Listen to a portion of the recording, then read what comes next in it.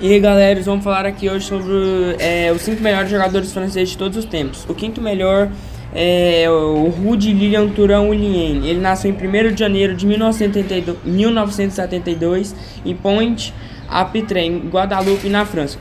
Thuram era um zagueiro que teve origem como lateral, que se impõe muito nas disputas físicas, sempre ganha divididas e no jogo de corpo. Muitos atacantes têm medo de Thuram pelo seu jeito de atacar os adversários e os desarmes.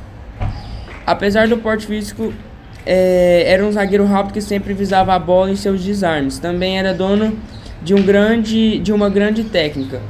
O jogador atuou no Mônaco, no Parma, na Juventus e no Barcelona, além de defender a sua seleção da França. Seu último clube foi o Barcelona, e ele se aposentou em 2008. O jogador defendeu os Les Bleus por 14 anos. Após se tornar campeão mundial em 1998, Thuram fez parte da seleção francesa campeã da Euro de 2000. É o atual recordista de jogos com camisa francesa, com 142 partidas. O quarto melhor jogador francês de todos os tempos é Eric Daniel Pierre Cantona, nascido no dia 24 de maio de 1966 em Marselha, na França. Ele foi revelado pelo Al Shehri em 1983 e, após problemas disciplinares, foi vendido para o Olympique de sua cidade natal. À época, a negociação mais cara do futebol francês, cerca de 3,5 milhões de dólares em 1988. Não fez sucesso e ainda chutou uma bola contra a torcida, brigou com o treinador, depois foi emprestado para o Bordeaux e posteriormente para o Montpellier e voltou para Marselha, sob o comando de Gerard Lille e Franz Beckenbauer. Jogou bem e foi convocado novamente para a seleção francesa. Com a queda do técnico alemão, Cantona voltou a ter problemas com o comandante, dessa vez com o belga Raymond Goethals e o presidente Bernard Tapie, que resolveram negociá-los com o pequeno Nimes. Em dezembro de 1991, irritado com a postura do árbitro, atirou uma bola contra o juiz. No julgamento, recebeu 2 meses de suspensão, então decidiu pela primeira vez se aposentar. Então Michel Platini, treinador da França, convenceu a mudar de ideia. Após testes no Sheffield Wednesday, perdeu a paciência com a demora na resposta e fechou o contrato com o Leeds United, onde marcou 3 gols e sagrou-se campeão inglês em 1992. No ano seguinte, foi negociado com o Manchester United. Era o ídolo que o clube precisava. Em 4 anos e meio nos Diabos Vermelhos, conquistou 4 títulos da Premier League, em 93, 94, 95 e 97.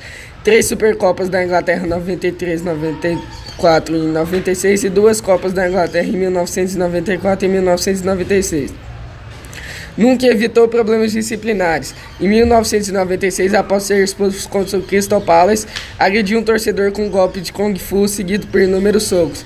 Recebeu uma suspensão de 9 meses e multa de 25 mil dólares. Mesmo suspenso, o Manchester United renovou o contrato do francês por 3 anos, mas no ano seguinte perdeu a posição e não foi mais convocado pelo treinador Ahmed Jacquet, que foi posteriormente campeão da Copa do Mundo de 1998, disputada em território francês. Decepcionado, resolveu se aposentar aos 30 anos. Cantona atuou em 8 filmes, além de peças de teatro e publicou um livro de fotografias com registro de desabrigados. Em 2012, Eric Cantona anunciou que seria candidato a presidente da República da França. Disse que não tinha o apoio de 500 prefeitos, mas não formalizou uma chapa e não teve o apoio necessário para disputar o pleito. A eleição foi vencida pelo socialista François Hollande com 51,63% dos votos. O terceiro melhor jogador francês de todos os tempos, Thierry Daniel Henry, nasceu no dia 17 de agosto de 1977, em Essonne, na França. Ele atuou no Mônaco, Juventus, Arsenal, Barcelona e New York Red Bulls.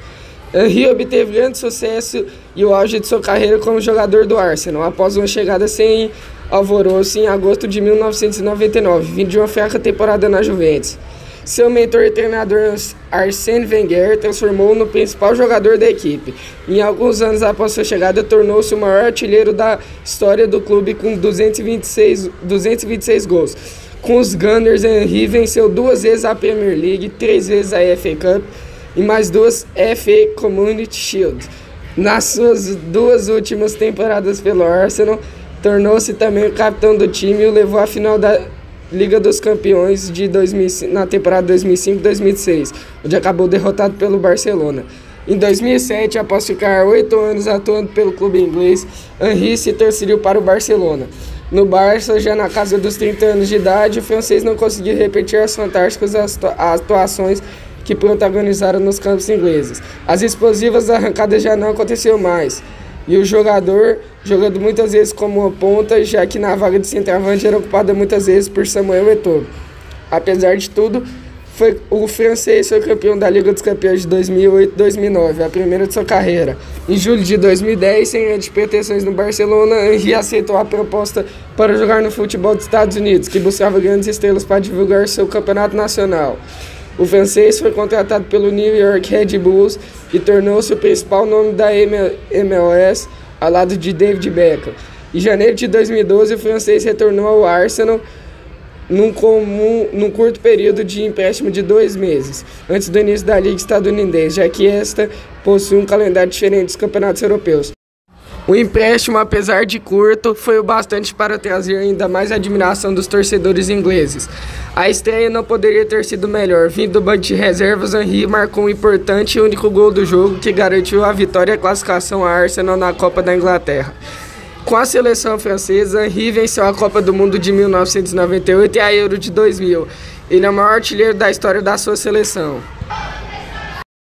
O segundo maior jogador francês de todos os tempos, Michel-François Platini, nasceu no dia 21 de junho de 1955, em Géoff, na França. O jogador atuou pelo Nancy, Saint-Étienne e Juventus, onde se destacou. É tido como um dos maiores jogadores da história do futebol mundial, embora seu início de carreira não tenha sido tão fácil. Promovido precocemente às equipes mais velhas por seu talento, ficava constantemente no banco de reservas devido ao seu físico franzino. Chamou a atenção do Metz aos 16 anos, quando em amistoso contra o clube da primeira divisão francesa, fez uma partida espetacular pela equipe sub-18. Os Grenats, entretanto, acabaram recusando-o justamente por seu físico, além de uma suposta capacidade respiratória insuficiente. Platini foi então para o Nancy, então da segunda divisão, estreando pela equipe principal aos 17 anos. Aos 18 já era titular. Em 1978, 2 anos após estrear pela seleção francesa, dava ao início o título da Copa da França e iria com os Bleus para a Copa do Mundo de 1978. Um ano após o Mundial, já como o melhor jogador do país, transferiu-se para o Saint-Étienne, após ser disputado também por outros dos maiores clubes franceses. Nos Verts ganhou a Ligue 1 de 1981, marcando os 2 gols da vitória na partida que garantiu o título contra o Bordeaux. Um ano depois, após grande exibição na Copa do Mundo de 1982, deixou a França rumo à Itália, contratado pelo Juventus.